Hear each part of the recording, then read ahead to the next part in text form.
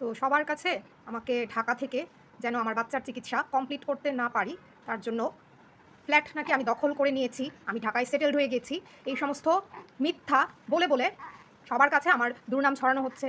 চাঁদপুরে আমাকে সবার কাছে অপদস্থ করা হচ্ছে, আমার ভাসুরের বন্ধু বান্ধবদের কাছে ফোন দিয়ে এগুলো বলেছে। অথচ সে ভুলে গেছে যে সে যখন কখনো কোনো ইনভাইট করে আমাকে এখানে আনতো তখনও আমি আসতে চাইতাম না, তার সাথে ইভেন থাকতে চাইতাম না। যখন থেকে আজ থেকে 2-3 বছর আগ থেকে যখন আমি আমার হাজব্যান্ডকে ডিভোর্স করতে চাই, সে জোর জবরদস্তি ডিভোর্স নিতে দেয় না, তখনও আমি বলেছি যে আমি কখনোই তার সাথে থাকতে চাই না, তার সাথে থাকবো না। আমি এমনকি নিজে একা থাকবো। তখন আমার একটা সেভিংস ছিল যেটা এখন নাই, বাচ্চার চিকিৎসার জন্য ওই পুরাটাই ব্যয় হয়ে গেছে। তখন পর্যন্ত এমনও হয়েছিল যে আমি একটা মন্দিরে পর্যন্ত আমার নিজের থাকার জন্য রুম বুকিং দিয়ে বা ভাড়া নিয়ে এসেছিলাম, যদি আমার এই ফ্ল্যাটের প্রতি এতই আকর্ষণ থাকতো।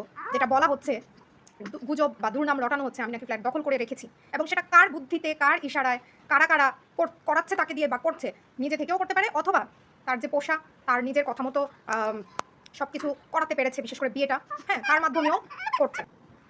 তো বিয়ের পর খুব কমই ছিল যে আমি ঢাকায় এসেছি, যেটা সাধারণত মেয়েরা করে, বাবার বাড়ি ঘুরতে আসে। আমার তো বাবাই নেই, আমাকে তো প্রায়ই বলা হয় বাপ নাই, আবার কিসের বাপের বাড়ি, এটা নাকি তার ফ্ল্যাট, এটা নাকি সে একা করেছে।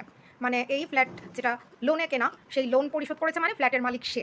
তাছাড়া আমাকে তো ঠকিয়েছেই, আমি আশাও করি না কখনোই, কারণ এটা এমন কোনো ফ্ল্যাট না। আমি হতে পারে আমার টাকা নাই, কিন্তু আমাকে যদি বলা হতো যে এই ফ্ল্যাটটা আমি কখনো আমার কাছে টাকা থাকলে এভেল করতাম কিনা, কখনোই না। এই ধরনের একটা ফ্ল্যাট আমি কখনোই নিজের জন্য চুজ করতামই না, কারণ এই ফ্ল্যাটটার অনেক ড্রব্যাক আছে। হতে পারে যে এখন বর্তমান বাজার মূল্যে এটা অনেক টাকার একটা বিরাট সম্পদ, কিন্তু আমি কখনোই এগুলার লোভী ছিলাম না।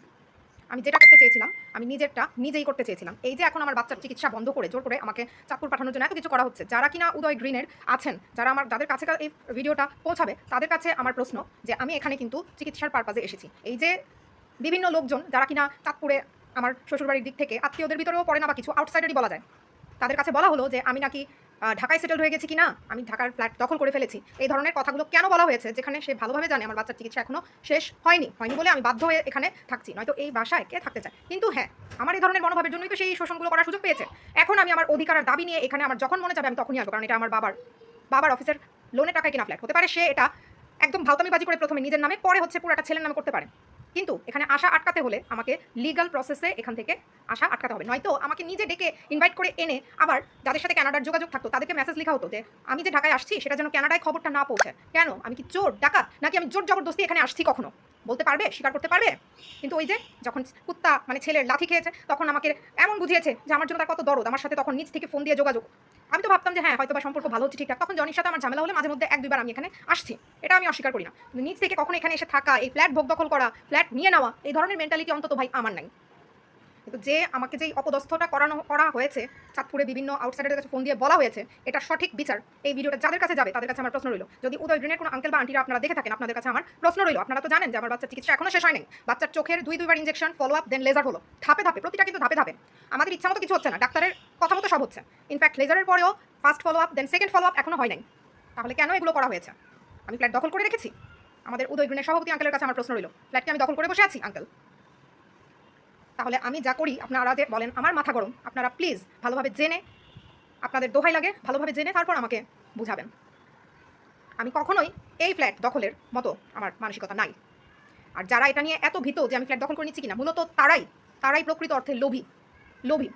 আরও একটা প্রমাণ দেই, এই যে আমার বিভিন্ন সাংসারিক ঝামেলার সমাধান স্বরূপ ব্রাহ্মণবাড়িয়ায় ফ্ল্যাট কিনে আমাদেরকে বা আমাকে আমার পরিবার সহ সেখানে শিফট করানোর সমাধান বের করা হলো, কিন্তু পরবর্তীতে কাজে সেটা করা হয় নাই। সেই ফ্ল্যাট কিন্তু আমি চাই নাই।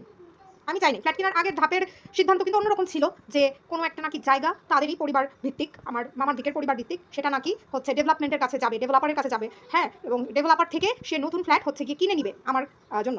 তখন তাকে মানে প্রশ্ন করা হয়েছে ওই 7 সমুদ্রের 13 নদীর পার থেকে, কেন আমাকে ফ্ল্যাট কিনে দেওয়া হবে?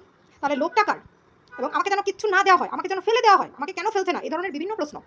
তখন উত্তর এসেছে যে আমার মৃত বাবা, তার ইচ্ছা ছিল তার মেয়েকে ফ্ল্যাট দিবে, সেইটা বলে নিজেকে পার করিয়েছে। এবার আমার প্রশ্ন, আমার মৃত বাবার যদি ইচ্ছা থেকেই থাকে যে আমাকে ফ্ল্যাট দিবে, তাহলে উনি কি এটাও বলে গেছিলেন যে আমার জন্য একটা সো কল্ড সেকেন্ড হ্যান্ড পুরনো ব্যাকডেটেড ফ্ল্যাট কিনতে, বা সেটা ব্রাহ্মণবাড়িয়ায় কিনতে? যদিও এখানেও পার পাওয়ার মানে রাস্তা আগেই ক্রিয়েট করে রেখেছে, সবাইকে বলবে যে আমি নিজেই তো বলেছি ব্রাহ্মণবাড়িয়ার কথা, কিন্তু সে কি একবারও আমাকে ঢাকায় ফ্ল্যাট কিনে দিবে এই ধরনের কোনো অপশন দিয়েছে? অপশন তো ছিল শুধু চাঁদপুর আর বিবাড়িয়া। সেই হিসাবে ব্রাহ্মণবাড়িয়ায় যেহেতু আমার আত্মীয় স্বজনরা আছে, হ্যাঁ, আমার হাজব্যান্ডও এখানে মাঝে মাঝে সবার কাছ থেকে ডিকাস করার জন্য বলে যে আমি নাকি বলেছি ব্রাহ্মণবাড়িয়ায় কেউ নেই। হ্যাঁ বলেছি, যখন সে আমাকে টর্চার শুরু করে আমার হাজব্যান্ড, এমন হয় সে বাজার করে না, ঘরে কিছু খাবার আনে না, এরকমও হয়েছে এবং আমার থেকে টাকা নিতে চায়। তখন যখন আমি আমার ব্রাহ্মণবাড়িয়া আত্মীয় স্বজনদের কাছে ফোন দিয়েছি, একমাত্র এক্সেপ্ট আমার একটা মাসতুতো ছোট ভাই সম্পদ, ও ছাড়া আর একজনও আমার ফোন রিসিভ করতো না। তাহলে আমি কেন বলবো না যে ব্রাহ্মণবাড়িয়ায় আমার কেউ নাই? সেটা তাও অনেক আগের কথা, পুরনো কথা, কিন্তু আমার হাজব্যান্ড সেগুলোও এখন বলে বলে যেই আত্মীয়রা হয়তো বা আমাকে হেল্প করতেছে বা আমার সাথে বর্তমানে আমার পাশে আছে তাদেরকেও সরাই দিতে চায় আমার পাশ থেকে।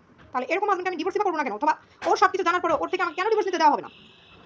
তারপরে আমাকে কেন ফ্ল্যাট দিচ্ছে সেটা নিয়ে তাকে কৈফিয়ত দিতে হয় তার ছেলের কাছে, যে আমার বাবা দিতে চাইছিল বিধায় নাকি সে আমাকে দিয়েছে। কিন্তু আমার বাবা কি আমাকে পুরনো ফ্ল্যাট কিনে দিত? আমি মানলাম আমার যোগ্যতা নেই, ঢাকায় হবে না কিছু, মেনে নিচ্ছি, আমার এতে কোনো আক্ষেপ নেই। আমি যে ঢাকা ছেড়েছি, আমি যে ঢাকায়, আমার আর ঢাকায় ঢোকার ইচ্ছাও নেই, ঢাকা বেস্ট হওয়ার কোনো ইচ্ছাও নেই, আমি মফস্বলে থাকি, এতে আমার কোনো আক্ষেপও নেই, সেটা চাঁদপুর হোক, ব্রাহ্মণবাড়িয়া হোক, যেখানেই হোক, আমি শুধু একটা পিসফুল লাইফ চাই।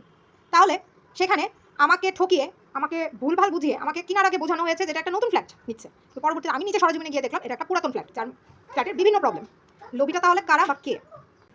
যোগ্যতার বাইরে যখন মানুষ বেশি পায় তারা এমনই হয়, যে কথাটা আমাকে বলা হয়, হ্যাঁ আমি তো মানছি আমার যোগ্যতা নাই, কিন্তু তারা তারা তাদের যতটুকু যোগ্যতা তার চেয়ে বেশি পাওয়াতেই কিন্তু আজকে এই অবস্থা।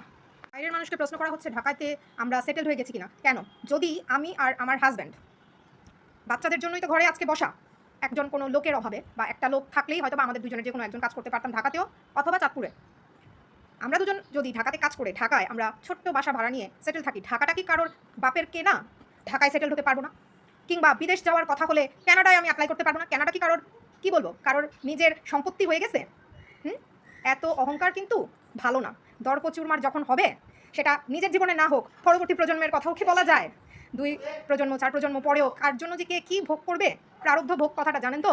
না জানলে এগুলো নিয়ে একটু স্টাডি করবেন, পড়ালেখা করবেন। কাউকে আমার না আবার জ্ঞান দিতে বেশি ভালো লাগে না, আমি নিজে অশিক্ষিত, তো জ্ঞান আমি কাউকেই দিতে চাই না। তবে যখন দেখা যায় যে কেউ অতিবার বেড়ে যাচ্ছে, সাবধান করতে আবার ভালোই বাসি। ফ্ল্যাট দখল করার ইচ্ছা থাকলে নিশ্চয়ই আমি সেই স্বামীবাগ লোকনাথ আশ্রমে ঘর ভাড়া করতে কথা বলতে যেতাম না, অথবা এত ধানমন্ডিতে বা ফার্ম গেটে হোস্টেলে গিয়ে যোগাযোগ করে কথা বলে আসতাম না। সেগুলো কিন্তু কিচ্ছু তার অজানা নয়। মানুষের কাছে আমাকে জাস্ট আমার ইমেজ এবং ইমপ্রেশন নষ্ট করা হচ্ছে। যারা বলছেন আমি পোস্টপার্টামে ভুগছি, তাদের, আপনাদের কারোর মা আপনাদের এই সময়ে এরকম করেছে? যদি আপনারা পড়ালেখা নাও করতেন, আপনাদের কারোর এমন মা আছে যে কিনা এরকম করতো আপনাদের সাথে? প্রশ্ন রইল। আর আমি চাইবো উদয় গ্রিন এর সভাপতি এবং কমিটির অন্যান্য সমস্ত আঙ্কেল বা যারা আছেন তাদের মাধ্যমে তার সাথে আমার এই সম্পর্কটা পুরোপুরিভাবে আইনগত প্রক্রিয়ার মাধ্যমে কিভাবে বিচ্ছিন্ন করা যায়, আপনারা কাইন্ডলি আমাকে উপদেশ, পরামর্শ এবং সক্রিয়ভাবে সাহায্য করবেন, যেন আমার পরিচয় তাকে বা তার পরিচয় আমাকে আর কখনো কোনো দিন চিরজীবনের মতো যেন বহন করতে না হয়।